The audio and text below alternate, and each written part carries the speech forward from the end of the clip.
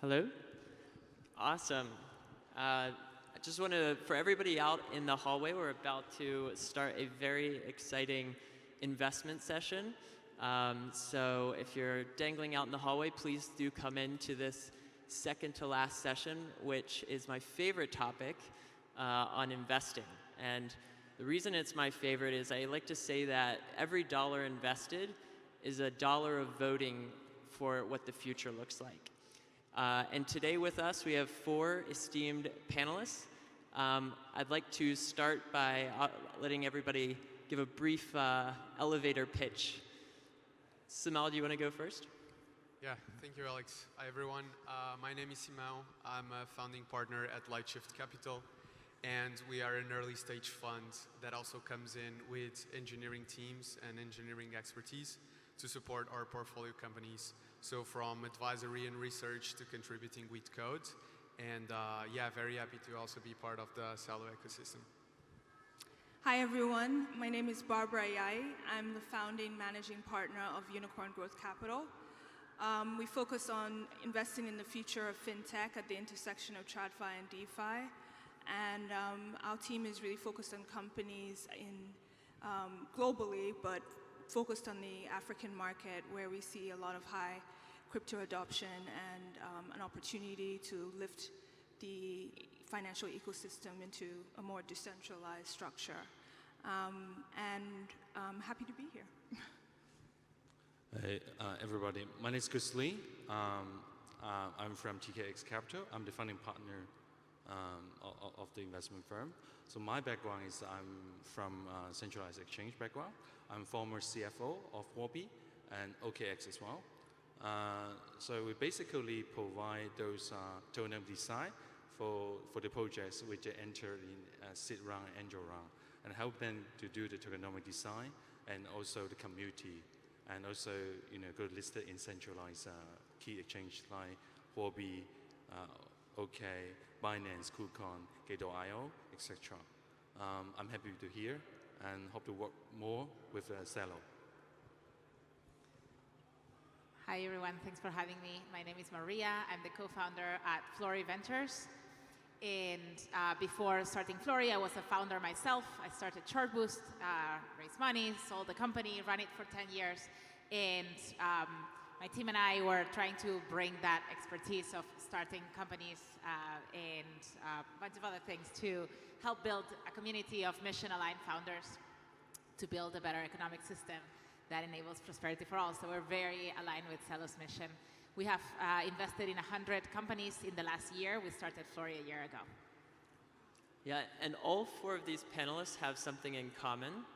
They all are received money from the Celo Foundation and are actively seeking out investments within the Celo ecosystem. So for all the builders and creators and designers in the audience, listen carefully, because this is an opportunity potentially for future fundraising.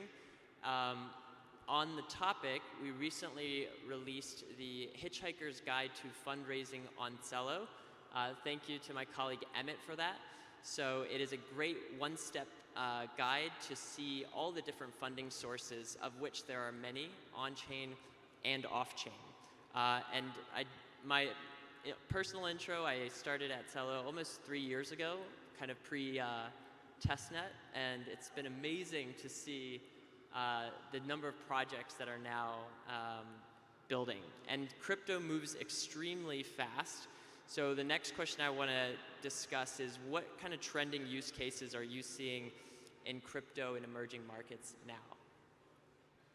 It's a free-for-all, so whoever wants to is inspired. Yeah, so maybe I can get started. I think it's pretty interesting what we're seeing out there, and I've seen a big change both on the VC side and on the founding side. And I would say that it has to do a lot with culture, right? So actually, the people that have an hardest time explaining what blockchain is are actually either Americans or Europeans. And that happens because they are used to a financial system and some financial rails that they can go out there, they can pay with their card, debit card, credit card, everywhere, and it kind of works. But on emerging markets, when we look at these other economies, it's still like a bit harder to make all this work and to make it go fast and smoothly as we want.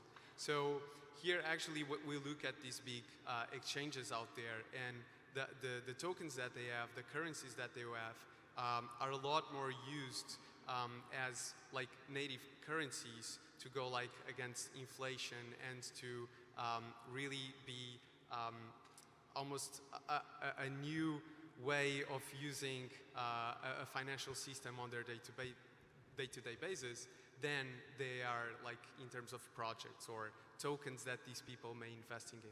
So we're pretty excited about seeing those real use cases that we're seeing on a day-to-day basis appearing a lot more.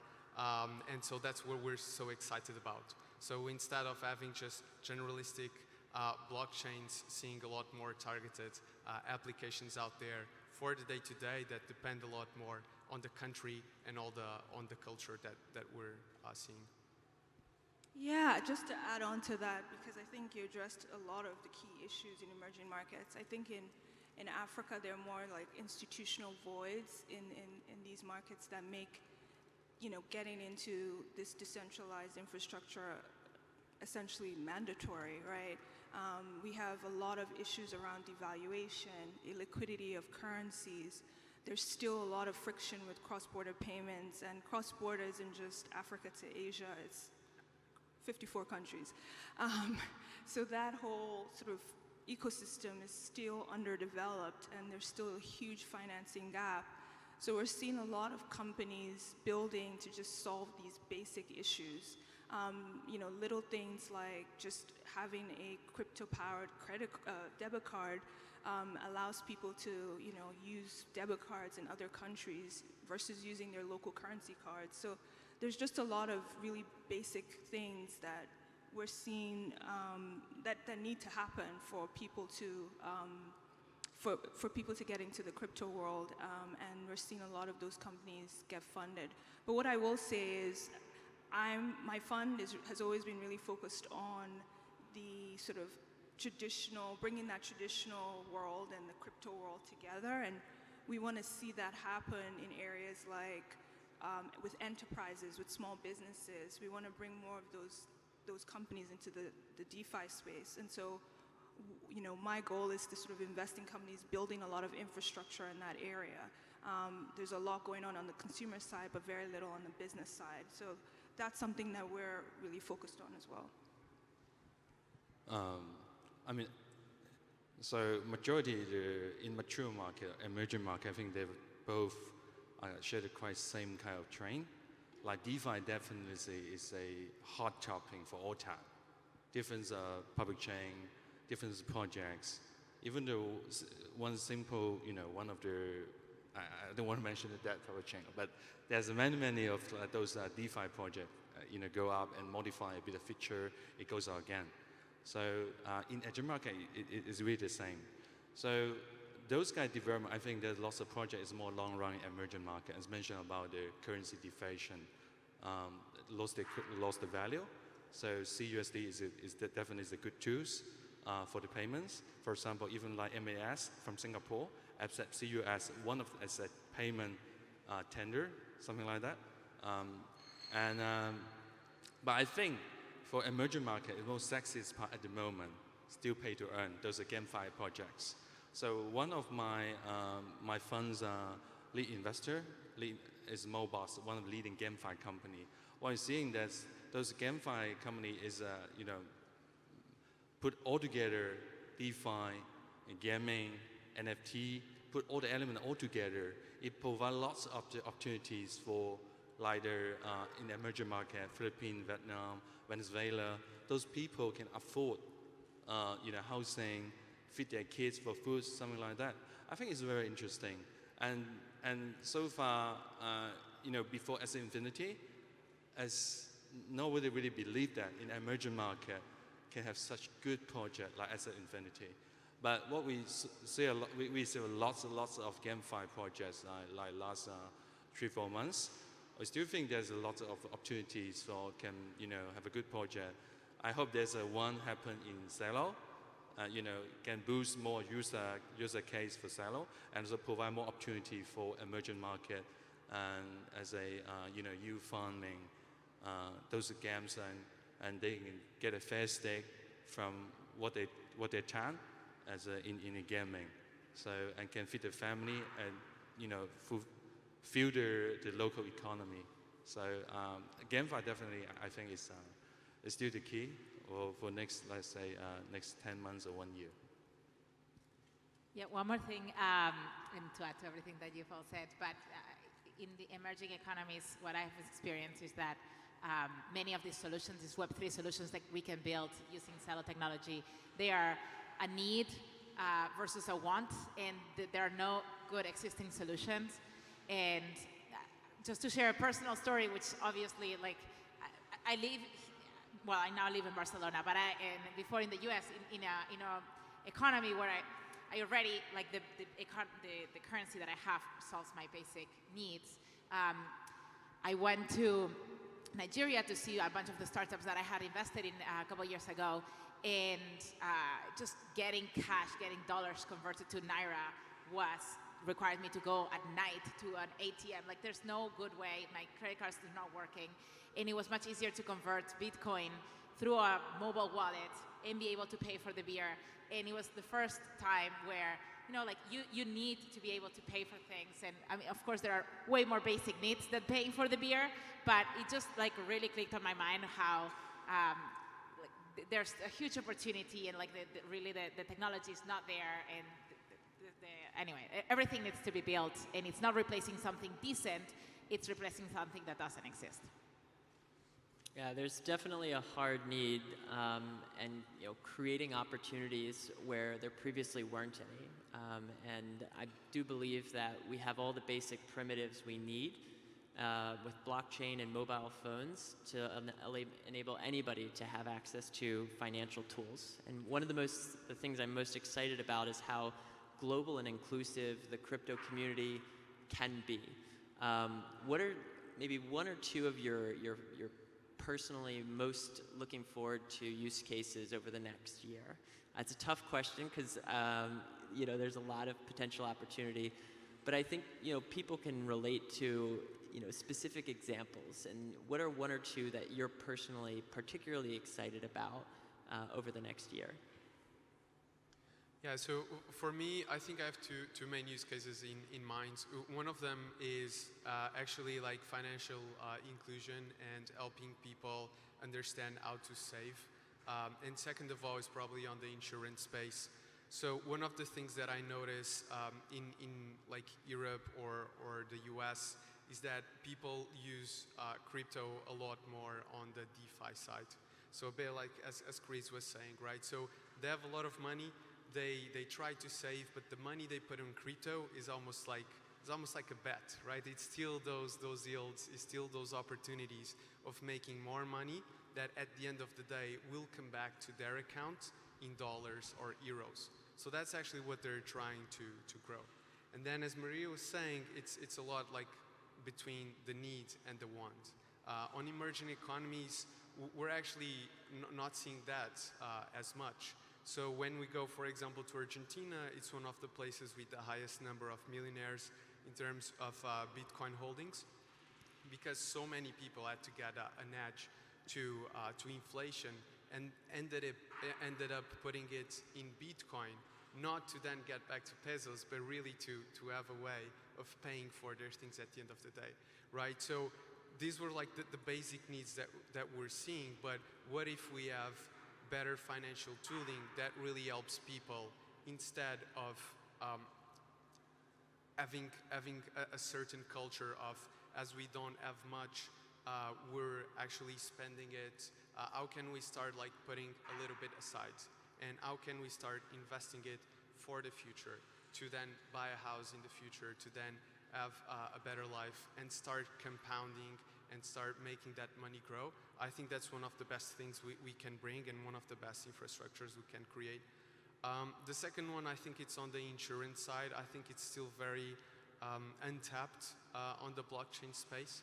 of course, that we've seen use cases. Nexus Mutual is a great example, so on and so forth. But when we look at the rates that we have out there, most people would rather just put this on some stable coins lending that have a lot less risk than put it on a mutual pool when something may crash, right? So it's actually hard on the economical sides to convince people to put more money on insurance and then to have people on the other side buying it, which will bring a foundation that is extremely important on developed countries, so we can have like a lot more security on our assets, on our companies and everything that we have out there.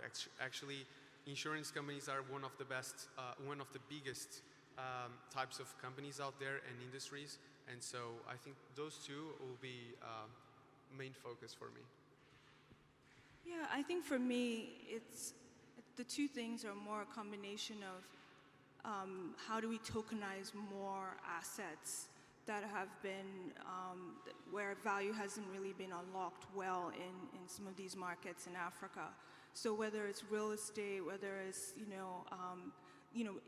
whatever asset that can unlock value in the DeFi world for businesses and consumers to use for financing. So one of the things I'm really looking into more is supply chain finance and trade finance, and how we can bring that crypto liquidity into that space, because that space just has a huge financing need. Billions of, hundreds of billions of dollars of a financing gap for SMEs, and the traditional world has not been able. TradFi has just not been able to close that gap.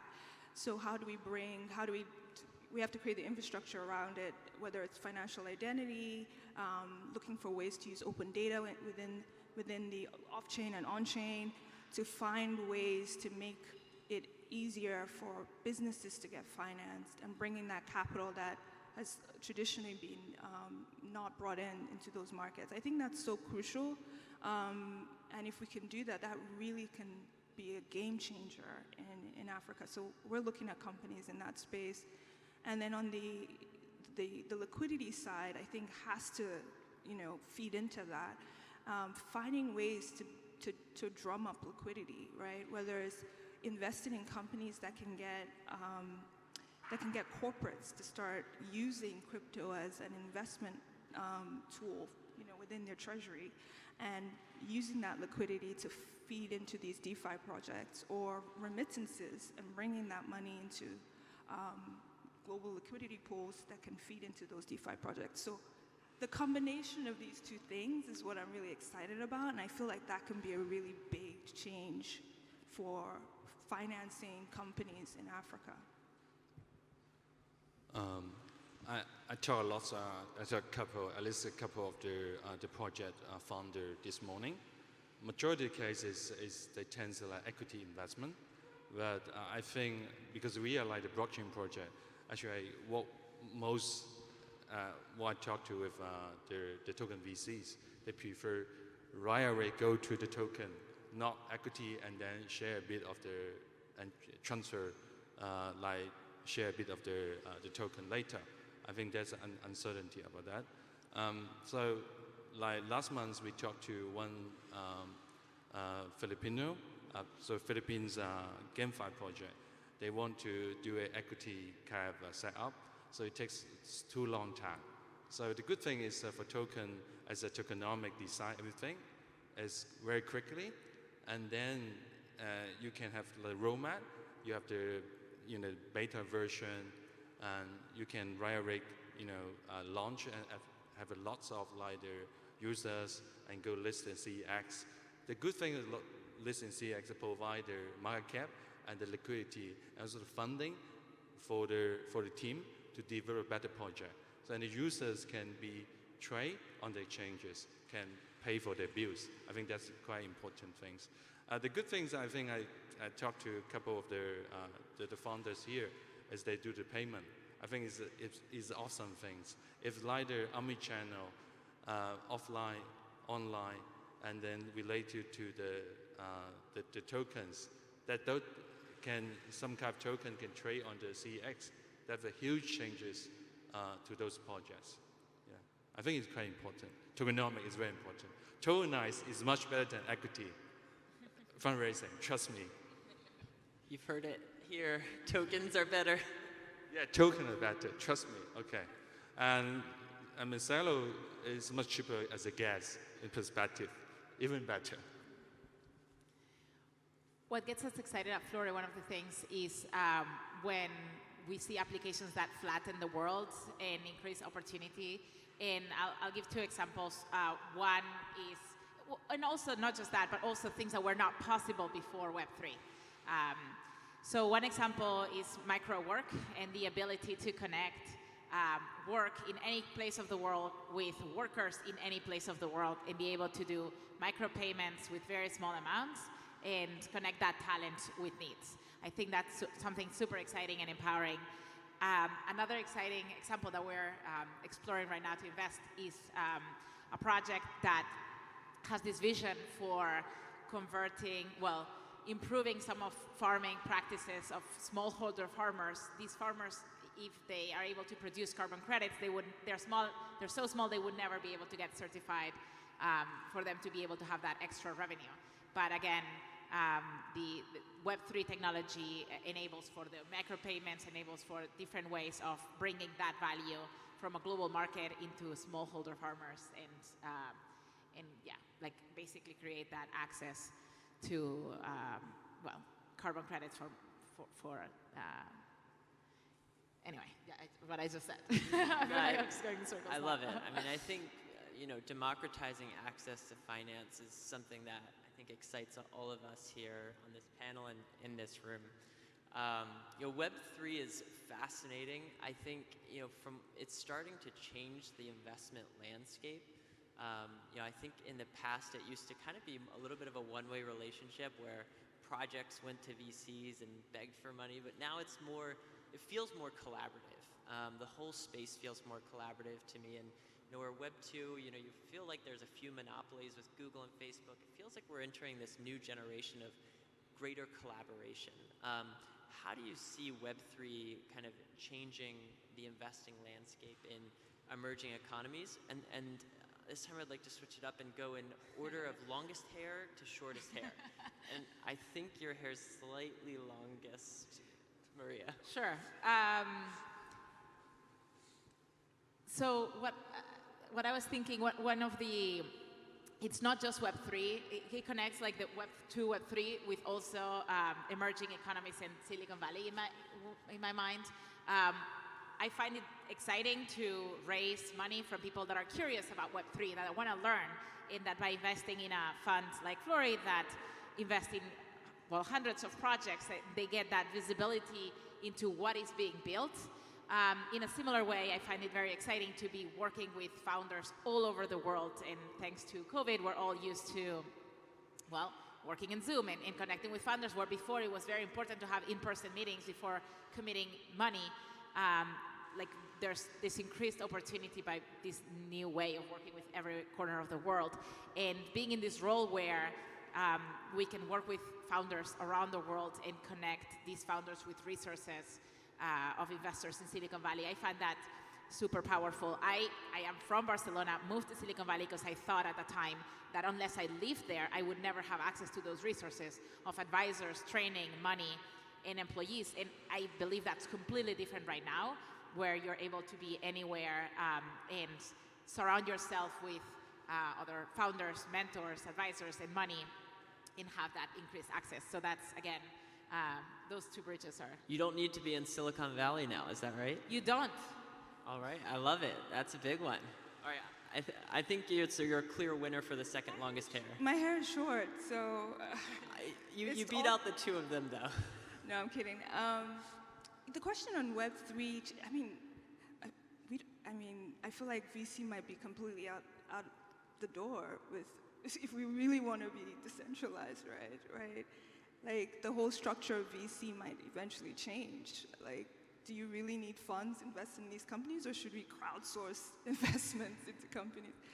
But, I feel like fundamentally there are things about being a Web3 company that makes it better for investors.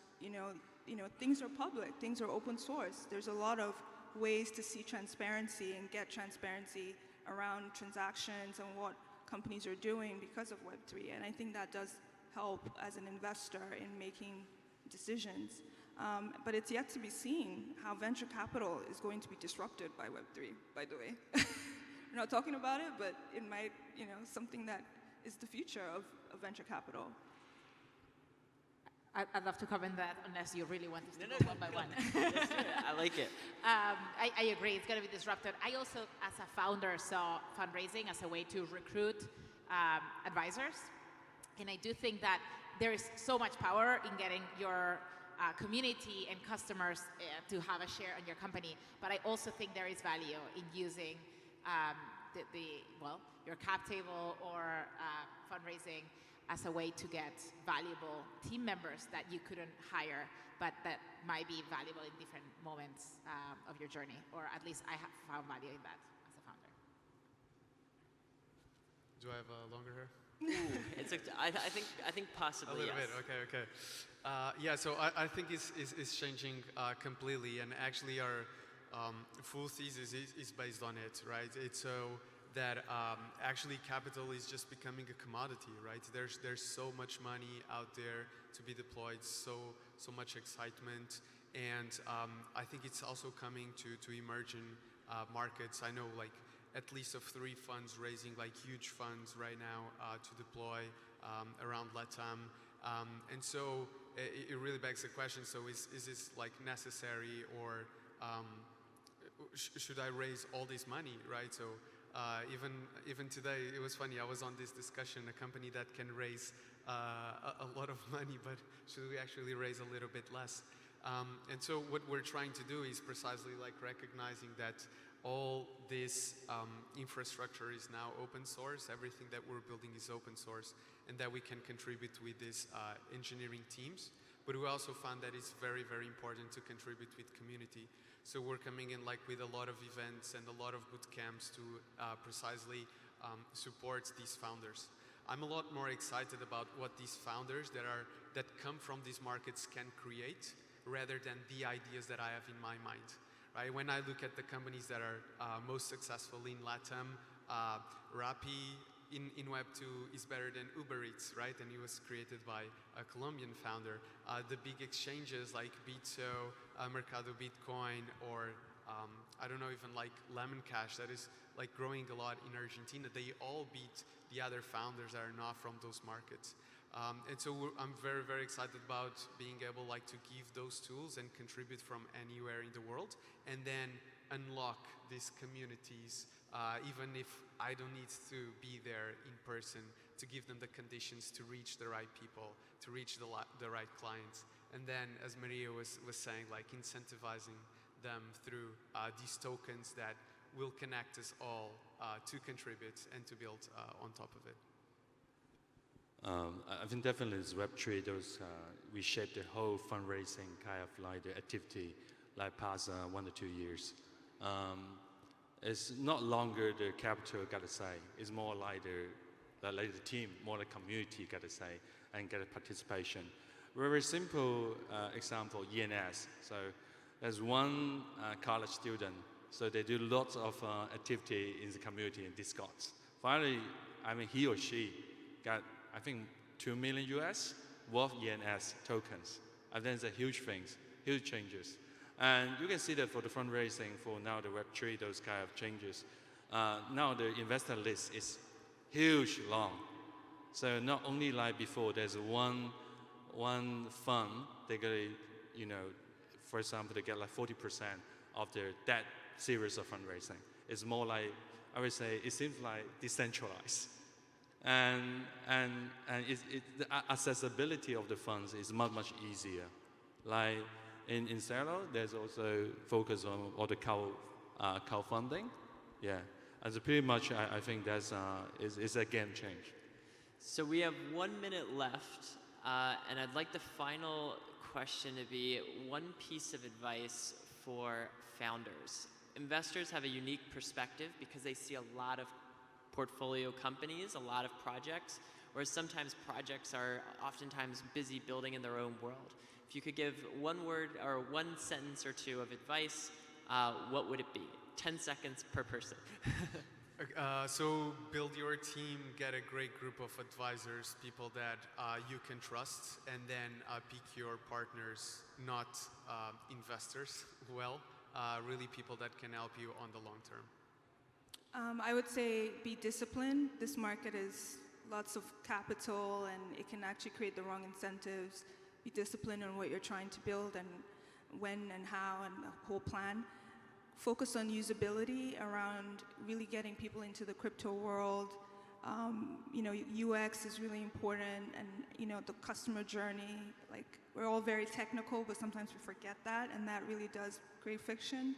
And then lastly, just focus on your vision and be very focused on your vision, that you don't go into different directions. So that's it. They talk a lot already. I got only two things. The first thing is go tokens, no equity. The second thing is tokenomics is very, very important. Okay.